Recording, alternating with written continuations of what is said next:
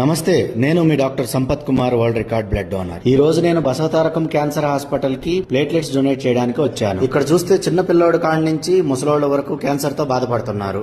అసలు క్యాన్సర్ రావడానికి కారణాలేంటో ఈ వీడియో చూడండి.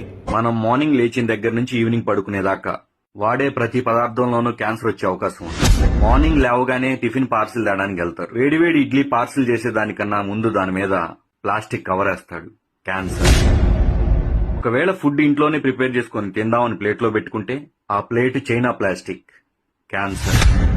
తాగే వాటర్ బాటిల్స్, స్టోర్ చేసే వాటర్ టిన్స్ రెండు ప్లాస్టికే. క్యాన్సర్. సాయంత్రం పూట స్నాక్స్ మంచూరియా తింటారు, దాంట్లో ఒక ఫోర్క్ ఇస్తాడు, ప్లాస్టిక్. క్యాన్సర్. కారాలు, పచ్చళ్ళు, పోపులు ప్లాస్టిక్ డబ్బాలో నిల్వ చేస్తారు.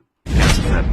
స్నానం చేయడానికి ప్లాస్టిక్ బకెట్ లో హీటర్ పెడుతున్నారు, వాటరే కాదు ప్లాస్టిక్ బకెట్ కూడా హీట్ ఎక్కుతుంది. క్యాన్సర్. ఆరోగ్యానికి కొబ్బరి బొండా తాగుతారు, కానీ దాంట్లో ప్లాస్టిక్ స్ట్రా వాడతారు. తలనొప్పని టీ తాగుతారు, కానీ దాన్ని పార్సిల్ ప్లాస్టిక్ కవర్ లో చేస్తారు.